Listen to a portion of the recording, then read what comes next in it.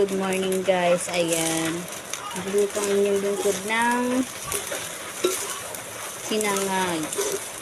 Alam nyo, kahit maulan ngayon.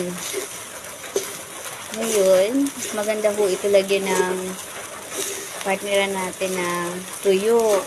Kaya yung nilagang baboy. Ayan, masarap ito. Ayan. Dahil marami yung kanin yung natira. Ayan, ginawa natin sinangag.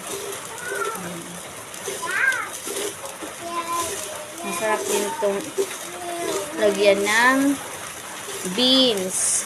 Kaya corn. Ayan. Para lalong magkalasa. Ayan. Mapansin nyo, madami ko kasi yung kanin na natira. Ayan. Ginawa ko. Sinangag natin para mainit pag kinain. And then, masarap po ito ngayong tag-ulan. May kasamang tuyo. Tapos magkakatuyo tayo. Ayan. Ganun ang aking life.